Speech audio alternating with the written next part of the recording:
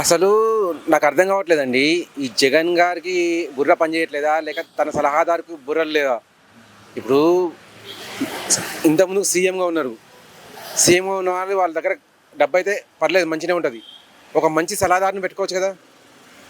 మంచి సలహాదారే దొరుకుతాడు లేదా ఆంధ్ర మొత్తంలో. ఆంధ్ర కాకపోతే దేశం మొత్తంలో ఉన్నారు సలహాదారులు అని చెప్పేసి. ఇప్పుడు ఎవరైతే యాక్సిడెంట్ చేశాడో వాడిని పట్టించుకోవడం ఏంటండి? యాక్సిడెంట్లో ఎవరైతే దెబ్బతిన్నారో వాళ్ళని పరామర్శించాలి. అయ్యో మీకేమైనా ఇంకా కావాలన్నా మా తరఫు నుంచి ఏమైనా మేము సేవ చేయాలన్నా అని చెప్పేసి అంటే కనీసం ప్రజల్లో అనేది ఒక మంచి భావన వెళ్తుంది. చలో ఎవరైతే బాధపడుతున్నారో వాళ్ళని ఆదుకోవడానికి వెళ్తున్నాడు అని చెప్పేసి. నాకు ఈ పద్ధతి అనేది అర్థం కావట్లేదు. అది కూడా మళ్ళీ జైలుకి వెళ్ళేసి పరామర్శించడం ఏంటని? ఇప్పుడు పొరపాటున వాళ్ళు రిలీజ్ అయ్యాక ఇంటికి వెళ్ళేసి పరామర్శిస్తేనే సోషల్ మీడియాలో పొరపాటున అది లీక్ అయిందనుకో తూ తూ అని చెప్పి ఉంచుతారు. అరే యాక్సిడెంట్ చేసేటో ఉన్నారా పరామర్శించేదని చెప్పేసి.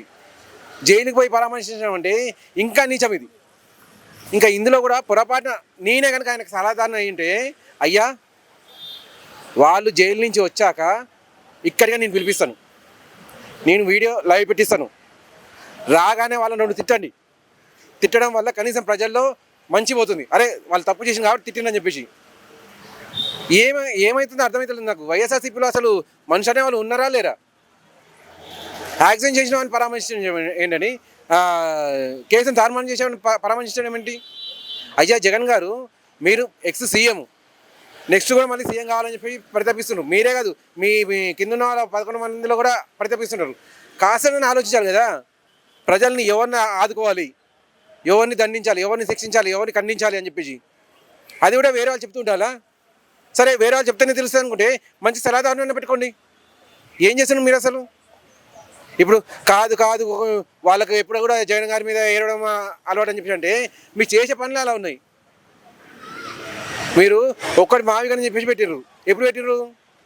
మొత్తం మీరు దిగిపోయాక మళ్ళీ టీడీపీ అధికారంలోకి వచ్చిన తర్వాత అమరావతిని ఆల్రెడీ అసెంబ్లీలో పాస్ చేయించుకున్న తర్వాత అప్పుడు మావిగని చెప్పి తీస్తున్నారు. మీరు లేటుగా స్పందించడం ఏంటని? మీరున్నప్పుడు మావిగని చెప్పి 3 సిటీలను ప్రారంభించే చేస్తుంటే అక్కడ పునాదులను పడి ఉంటే మావిగనికి ఫుల్ ఓటు పడేటి ఈసారి కూడా సీఎం మీరే అయ్యి ఉండేటోళ్ళు. మంచిగా ఉన్న అవకాశాన్ని మీరే చేజార్చుకున్నారు. సరే అదంతా గతం అయిపోయింది. గతం నుంచి ఏం నేర్చుకునే లేదా?